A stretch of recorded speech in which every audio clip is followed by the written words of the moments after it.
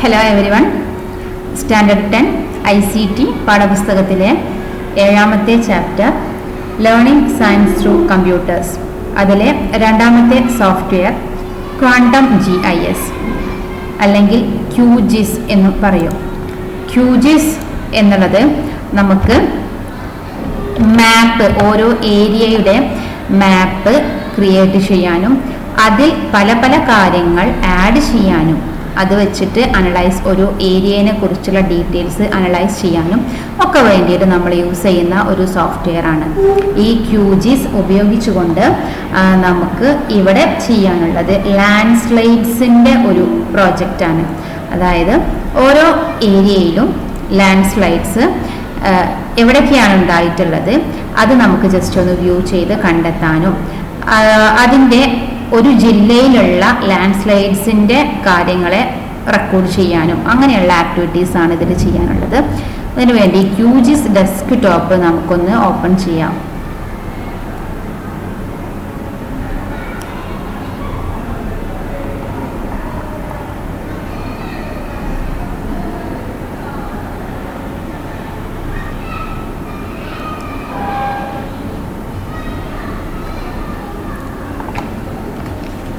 ഈ ഒരു disaster risk area maps എന്നതാണ് നമ്മളിങ്ങനെ ഉണ്ടാക്കുന്ന മാപ്സിനെ പറയുന്നത്.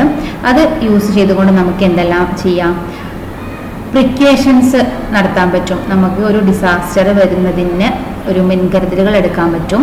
പിന്നെ പ്ലാനിങ് നടക്കാം. അതായത് വന്നു കഴിഞ്ഞാൽ നമുക്ക് എന്തെല്ലാം ചെയ്യാൻ പറ്റും എന്നതിനെക്കുറിച്ച് നമുക്കൊരു പ്ലാൻ ചെയ്യാം. പിന്നെ പെട്ടെന്നുള്ള റെസ്പോൺസ് നമുക്ക് ചെയ്യാം. ഒരു ഡിസാസ്റ്റർ വന്നു കഴിഞ്ഞാൽ ഉരുൾപൊട്ടലോ വെള്ളപ്പൊക്കമോ എന്തെങ്കിലും ഉണ്ടായി കഴിഞ്ഞാൽ നമുക്ക് മുൻകൂട്ടി തയ്യാറെടുത്ത് കഴിഞ്ഞാൽ പെട്ടെന്ന് നമുക്ക് റെസ്പോണ്ട് ചെയ്യാൻ പറ്റും. ആൻഡ് ആളുകൾക്ക് നമുക്ക് അതിനെക്കുറിച്ചുള്ള അവയർനെസ് കൊടുക്കാൻ വേണ്ടി പറ്റും. ഇങ്ങനെ ഒരു മാപ്പ്, ഇതിൽ ഓൾറെഡി നമുക്ക് ചെയ്തു വെച്ചിട്ടുള്ള ഒരു മാപ്പ് എങ്ങനെയാണ് വ്യൂ ചെയ്യുന്നത് എന്ന് നോക്കാം. അതിന് വേണ്ടിയിട്ട് ഒരു റിസോഴ്സ് മാപ്പിനെ നമ്മൾ ഈ സോഫ്റ്റ്വെയറിൽ ഓപ്പൺ ചെയ്യാണ്. പ്രോജക്റ്റ് മെനുവിൽ ഓപ്പൺ എന്ന് ക്ലിക്ക് ചെയ്യുക. പ്രോജക്റ്റ് മെനുവിൽ ഓപ്പണിൽ സ്കൂൾ റിസോഴ്സസിൽ ക്ലാസ് 10ൽ നമുക്ക് QGIS എന്ന ഒരു ഫോൾഡർ ഉണ്ടാവും. ആ QGIS ഫോൾഡറിൽ നമുക്ക് ഒരു കേരള മാപ്പ് ആഡ് ചെയ്യാം. ഇത് ജസ്റ്റ് ഒരു മാപ്പ് മാത്രമാണ് കേരള. ഇതിൽ ലെയേഴ്സ് എന്നൊരു ഭാഗം കാണാം.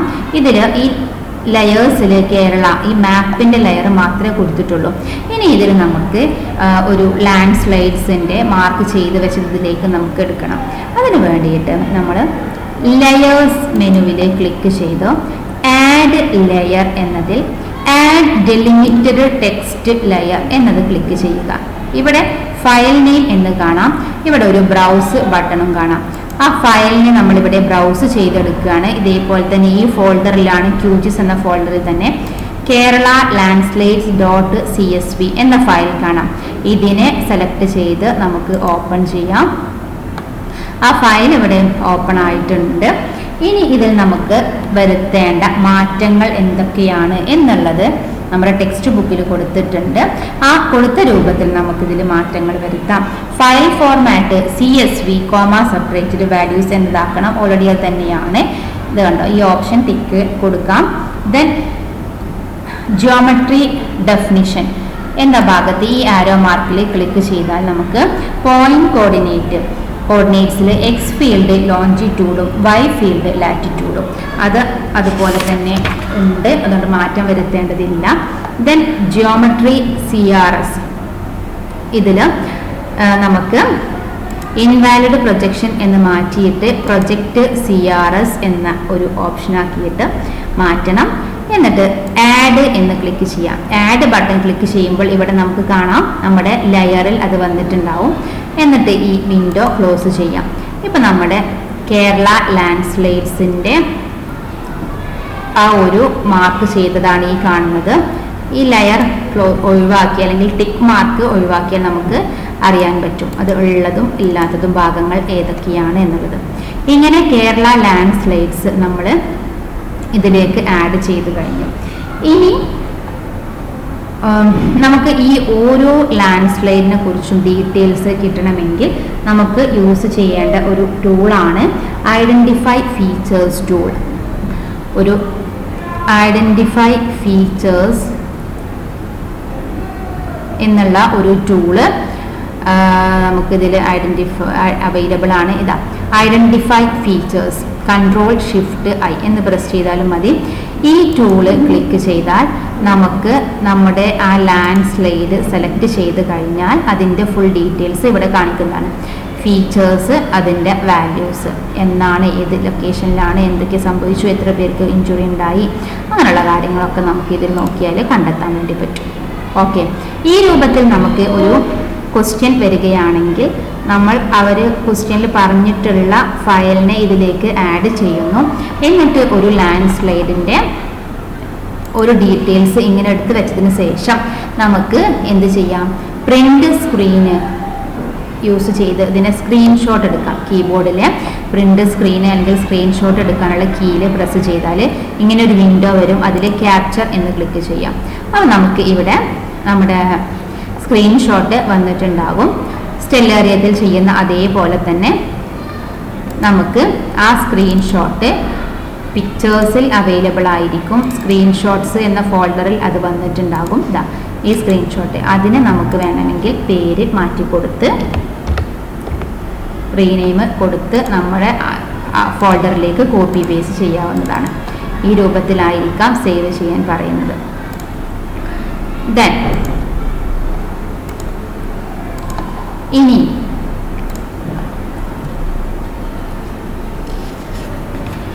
ഇത്രയും ഇത് നമുക്ക് ഒരു ആക്ടിവിറ്റി ആയിട്ടാണ് വന്നിട്ടുള്ളത്. ഇനി നെക്സ്റ്റ് ആക്ടിവിറ്റി ഒരു ഏരിയയുടെ സ്ലോപ്പ് ഡീറ്റെയിൽസ് കണ്ടെത്തുക എന്നുള്ളതാണ്. ഏതെങ്കിലും ഒരു ഭാഗത്തിൻ്റെ സ്ലോപ്പ് ഡീറ്റെയിൽസ് കാണുക. അതിന് വേണ്ടിയിട്ട് നമുക്ക് പുതിയ ഒരു പ്രോജക്റ്റ് എടുക്കാം. പ്രോജക്റ്റ് ന്യൂ, ഒരു പുതിയ വിൻഡോ ഓപ്പൺ ചെയ്യാം. നമ്മളൊരു പ്രോജക്റ്റിനെ ഓപ്പൺ ചെയ്തു. ഇതിൽ ഒരു ലെയർ ആഡ് ചെയ്യാം. Layer, add layer, add raster layer, ഇങ്ങനെ കൊടുക്കാൻ കാരണം നമുക്ക് ഒരു റാസ്റ്റർ ഇമേജ്, ഒരു നോർമൽ ഇമേജ് ആയിട്ടാണ് നമ്മുടെ മാപ്പ് അല്ലെങ്കിൽ ഒരു പ്രത്യേക ഒരു ഡിസ്ട്രിക്റ്റിൻ്റെ മാപ്പാണ് ഇതിൽ കിട്ടുന്നത്. അതൊരു റാസ്റ്റർ ഇമേജ് രൂപത്തിലാണ് നമുക്ക് തന്നിട്ടുണ്ടാവുക. അതുകൊണ്ട് നമ്മൾ ആഡ് റാസ്റ്റർ ലെയർ എന്ന് കൊടുക്കുന്നത്. അതിൽ സോഴ്സ് ടൈപ്പ് ഫയൽ പ്രോട്ടോകോൾ എന്നിങ്ങനെ ഉണ്ടാവും. അത് ഫയൽ എന്നുള്ളതാണ് എന്ന് നമ്മൾ ഉറപ്പ് വരുത്തുക. എന്നിട്ട് റാസ്റ്റർ ഡാറ്റ സെറ്റ് എന്നതിൽ ബ്രൗസ് ബട്ടണിൽ ക്ലിക്ക് ചെയ്താൽ നമുക്ക് നമ്മുടെ DEM വയനാട് .tif എന്ന ഒരു ഫയൽ ഇവിടെ കാണാം. ഇതൊരു ഇമേജ് ഫയലാണ്. അതിനെ നമുക്ക് ഓപ്പൺ ചെയ്യാം. അത് ഓപ്പൺ ചെയ്ത് കഴിഞ്ഞാൽ ഇതിൽ ആഡ് എന്ന ബട്ടൺ ക്ലിക്ക് ചെയ്താൽ അത് നമുക്കിവിടെ ആഡ് ആയിട്ടുണ്ടാകാം. ഈ ഒരു വയനാടിൻ്റെ ഒരു മാപ്പ് നമുക്കിവിടെ വന്നിട്ടുണ്ട്. ഓക്കെ, ഇനി ഈ വയനാടിൻ്റെ മാപ്പിൽ ഒരു മെനു ബാറിൽ നമുക്കിവിടെ ഒരു പ്രോസസ്സിംഗ് എന്നുള്ള ഒരു മെനു കാണാം. കണ്ടോ? പ്രോസസ്സിംഗ് മെനുവിൽ ടൂൾ ബോക്സ് എടുത്തു കഴിഞ്ഞാൽ ഇതിൽ നമുക്ക് അവൈലബിൾ ആയിട്ടുള്ള ഒരു ലെയറാണ് റാസ്റ്റർ ലെയർ. ഇവിടെ കാണാം.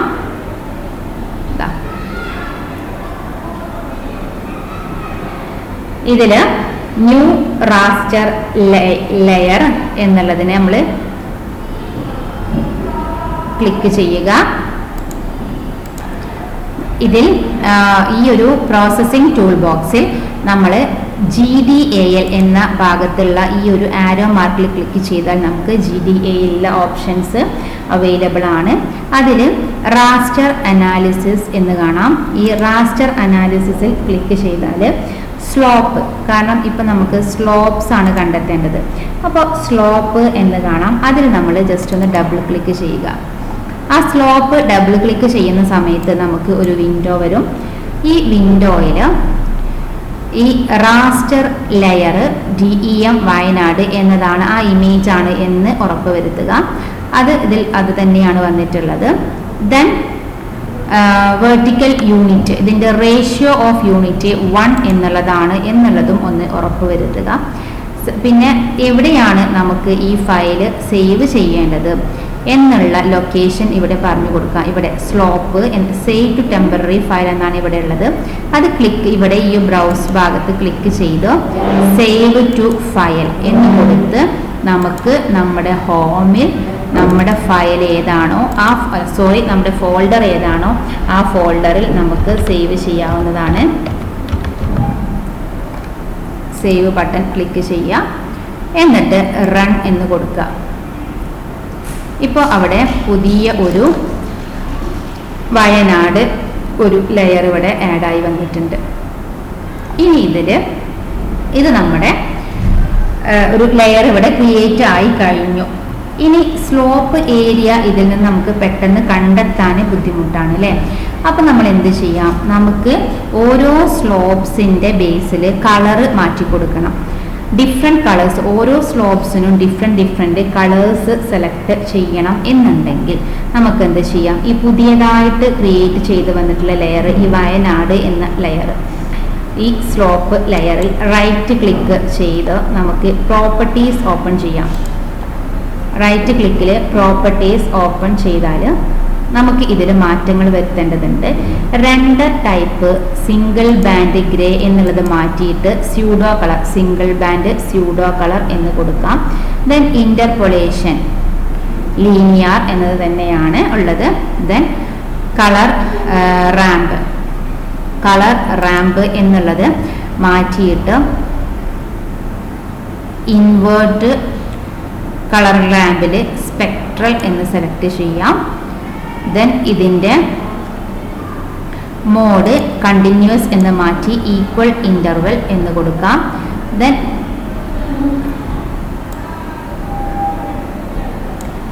ഇത്രയും കാര്യങ്ങൾ ചെയ്ത ശേഷം ഇനി നമുക്ക് ഇവിടെ ഈ വാല്യൂ, ഓരോ വാല്യൂവിലും വരേണ്ട കളർ എന്താണ് എന്നുള്ളതാണ് ഇവിടെ കൊടുത്തിട്ടുള്ളത്. അപ്പോൾ ഇതിൽ കളർ എന്നതിൽ ഇവിടെ ഈ വാല്യൂവിൽ നമുക്ക് ഡബിൾ ക്ലിക്ക് ചെയ്ത് കഴിഞ്ഞാൽ 0 ആവുമ്പോൾ ഏത് കളർ വരണം എന്നുള്ളത് നമുക്ക് ഇവിടെ പറഞ്ഞു കൊടുക്കാൻ വേണ്ടി പറ്റും. സെലക്ട് ചെയ്ത് കൊടുക്കാം. അതുപോലെ നെക്സ്റ്റ് വാല്യൂ ഒരു 5,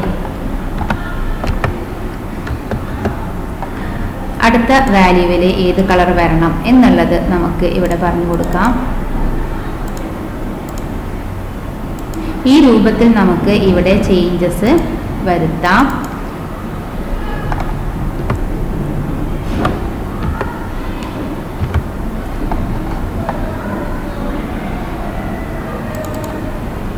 ഓക്കെ, ഇപ്പോൾ ഇവിടെ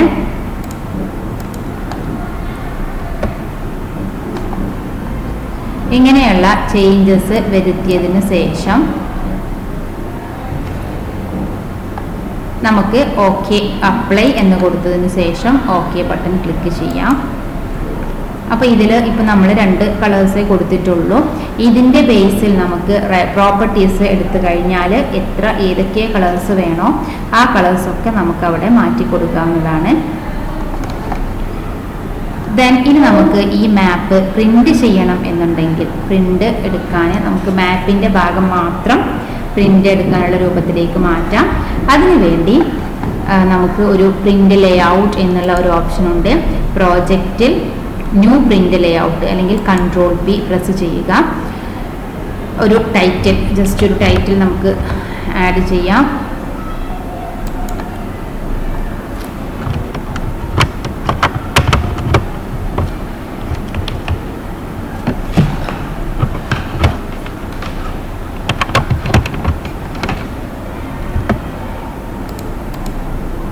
ഓക്കെ, ഇവിടെ നമുക്കൊരു ടൈറ്റിൽ കൊടുക്കാം.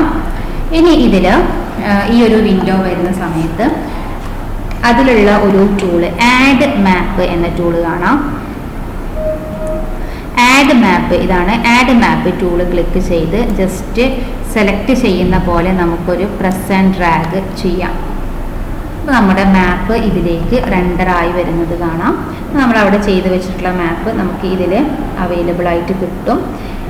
ഇനി വേണമെങ്കിൽ നമുക്ക് ആഡ് പിക്ചർ, ആഡ് ലേബൽ, ഇതിന് ടെക്സ്റ്റോ എന്തെങ്കിലും ആഡ് ചെയ്ത് കൊടുക്കണമെങ്കിൽ നമുക്ക് ആഡ് ലേബൽ യൂസ് ചെയ്തുകൊണ്ട് കൊടുക്കാവുന്നതാണ്. എന്നിട്ട് നമുക്ക് ഇതിനെ എക്സ്പോർട്ട് ലേഔട്ട് മെനുവിൽ പോയി എക്സ്പോർട്ട് ആസ് ഇമേജ് അല്ലെങ്കിൽ export as SVG, export as PDF, ഏത് രൂപത്തിലേക്കാണോ നമുക്ക് എക്സ്പോർട്ട് ചെയ്യേണ്ടത് ആ രൂപത്തിലേക്ക് ഇതിനെ എക്സ്പോർട്ട് ചെയ്യാവുന്നതാണ്. മാപ്പ് എന്ന് കൊടുത്ത് നമ്മുടെ ഫോൾഡറിൽ അതിനെ സേവ് കൊടുത്താൽ നമുക്ക് അത് ആ രൂപത്തിൽ എക്സ്പോർട്ടായിട്ട് വരും. നമ്മുടെ മാപ്പ് നമുക്കൊരു പ്രിൻ്റ് ചെയ്യാനുള്ള രൂപത്തിൽ അതിനെ ലഭിക്കുന്നതാണ്. നമ്മൾ ഹോമിൽ ഈ മാപ്പ് മാത്രം നമുക്കൊരു ഇമേജ് രൂപത്തിലേക്ക് കിട്ടും. ഇതിന് പ്രിൻ്റ് കൊടുക്കേണ്ട കാര്യമേ ഉള്ളൂ. ഇത്രയും ആക്ടിവിറ്റീസ് ആണ് QGIS അല്ലെങ്കിൽ Quantum GIS എന്ന സോഫ്റ്റ്വെയറിൽ നമുക്ക് ചെയ്യാനുള്ളത്. Okay, thank you.